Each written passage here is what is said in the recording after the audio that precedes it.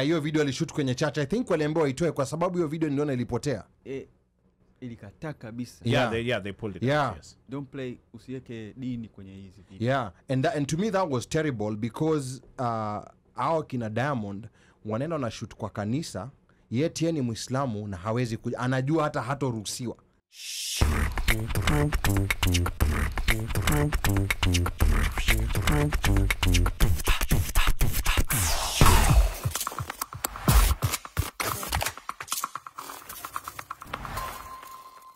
With and not to over criticize Kenyans, but here's what's gonna happen. Let's criticize whenever there's that one artist who now is gonna go and get nominated for the Grammys or win the Grammys, then you'll see all these people who don't do Kenyans, you'll see them all coming to rush in when they see success.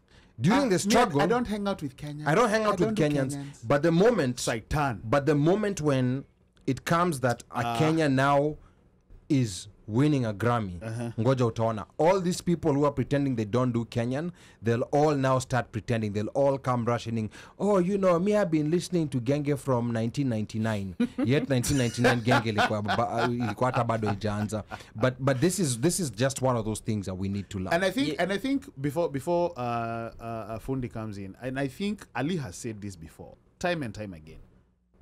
Ukizoesha mtoto fufu akiwa mchanga. Yes. That is the only food kabisa atajua. Atamini fufundo the most delicious food in the world. And that's it. It doesn't matter kama umlete biriani, samaki wa kupaka. It doesn't matter. Atamini tu niyo hiyo fufundo chakula bora zaidi kuliko zote. When your program director is not even Kenyan, comes in, and we're talking about back in the day, right after when Genge, and I'm using Genge now this time to mean music from Kenya. Genge, I'm using the umbrella term, was shikaing.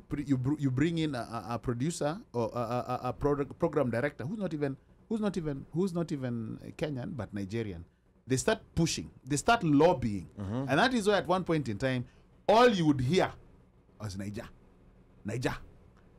Even people now start speaking like whatever. To a point where even when people are removing, trying to chomoa music, they're removing it to make it sound Nigerian. Yeah. Be it like how, be it Christian, be it even rap, whatever it was. Yeah. There was just Niger beat, and they succeeded in doing that. But it gets to a point, it needs to get to a point where we need to reclaim, where I'm even in support of 85% content that is playing being Genge. Yes, I have no problem with that. Yeah. And by Genge, I mean Kenyan music. For those of you who might be Fundi. Yeah. Me, myself, the first time when I hear Genge music, also these people, they go kill bongo flavor. The first time I hear the future between Human Nature and Nonini, yeah. That thing I was like, oh, this one, they go That was fire. That thing was like, watu watachukua bongo flavor itaenda mbali sana. Lakini later on ile wakati nakuja ile ikaja ogopa DJ. Kanapigwa sana zile nyimbo zake. Hii pia kali. Akisa ikaenda ikapotea. Akasema what's going on? Sikusikia tena muziki ya Kenya. Sikusikia sana paka kuja South Soul. Tumeona ile gap ilitokea pale. Yeah. There was a lot of kupigana. Yeah, kulikuwa na wasimu. But I want to answer a quick question, just based piggybacking on what Eddie has said. I want to answer Esther Mulusa. And Esther Mulusa says the lyrical standards in Tanzania are superior and meaningful. That's not the case with Kenya. So Esther Mulusa, ngoja, like, yes, Tanzania has very good music. But Esther, this is a Tanzanian here we have in studio who's speaking very highly of the same music that you're criticizing. And here's an interesting thing. During that time, I'm one of those people who started listening to bongo flavor before it became popular in Kenya. That's why in 1999 before it came out. That's why, like, ukiniuliza history yote ya bongo flavor, like the average Kenyan will not know who Mike Tim Nyalu is. They will not know who Wateule is. They don't know. But that's when I started listening to bongo flavor. I'll tell you one thing.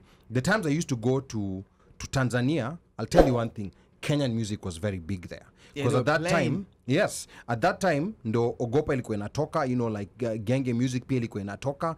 It was very big, and the artists were scared that if I go to Kenya, I'm gonna compete with these people. Yes, absolutely. Sure gun. Dully Sykes himself, Dully Sykes, for those who don't know, is also an old school bongo flavor artist. He personally said that he was looking up to Kenyan music, you know, like at the time he was getting started. Alikuwa anawasikiza kina Isa, alikuwa anawasikiza kina Nameless, alikuwa anawasikiza hao wasanii ambao walikuwa hapo hiyo time. Yes. So I think Kenyans need to be, I know it's a popular sport to self-criticize, but here we have, you know, you see Ali Badawi, si mjukuu wa Masai hapa amesema, here we have a Tanzanian who's speaking on the background of Kenyan music in Tanzania. This same music that you're criticizing was very big in this other country. Fundi. Yeah, that time, that music came up, yani ilikuwa safi. Ilikuwa na compete na kwa sababu, you know, that time people were talking real things that happened. Wakati ule. Yeah. Maisha magumu hivi, ukiona ile music gang nifanya hivi fanya hivi. Sasa hivi muziki ilivyoondoka ile, sasa hivi imekuja hii generation mpya, they just want music ya dakika 2 bubblegum music. Yeah. Sasa ile imeharibu. Hata sasa hivi somona mpaka unaanza kukopi za mapiano mani. Yeah, sasa in Tanzania sasa Umeona? Ile itaharibu. Ndio maana tunapigana sasa kurudisha original ile music.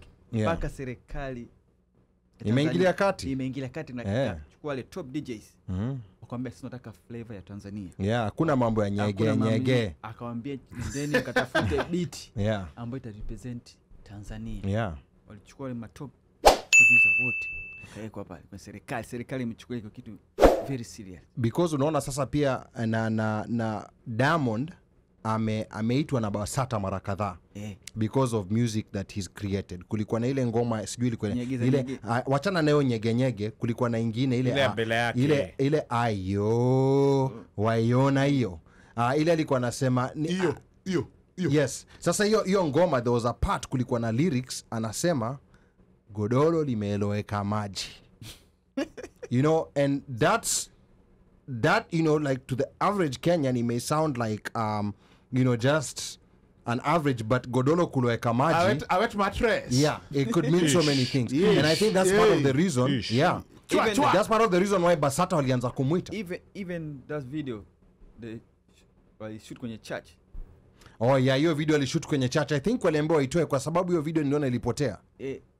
Ilikataa kabisa. Yeah, they pulled it. Yeah. Yes. Don't play, usiweke dini kwenye hizi video. Yeah, and to me that was terrible because hao kina Diamond wanaenda na shoot kwa kanisa, yet yeye ni Muislamu na hawezi anajua hata hatoruhusiwa kuingia kushoot msikitini. So that was very disrespectful. That was very disrespectful of him. Estambulis has corrected herself. She's saying, I'm talking about the current music scene where poor music is pushed and good talent is given a blackout. Okay. Thank you for redeeming that. Okay, redeem because there is, and I think Slay over here mentioned. She actually said that can we ati edit afadhali usiogope Mike Karibia. Usiogope. Anyway, I think she was talking about Slay was saying, can we stop giving socialites airtime?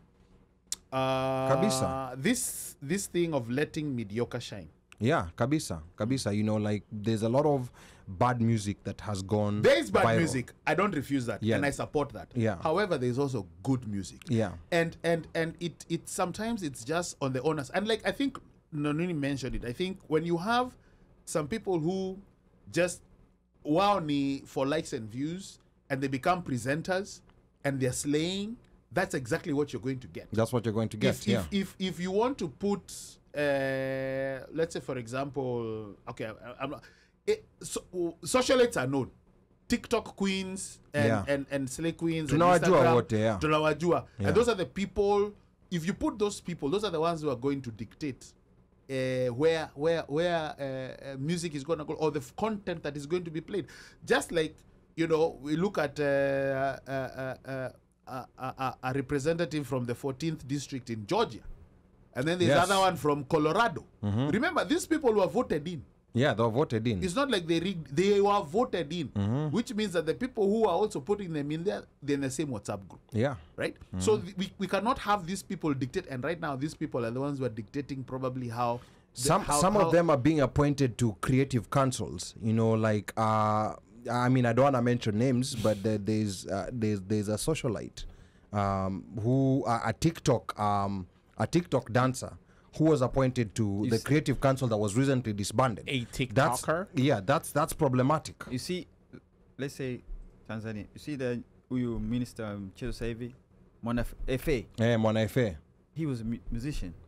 Ampelekwa kule kwenye ile scene. Ni mbunge na ni minister sasa. Amekuwa minister kwenye mambo ya music na sports. Okay. Amekuwa pale. So that means there's things wanajua kitu gani wanafanya wale watu wamekuwa pale. So you got to put somebody who knows music.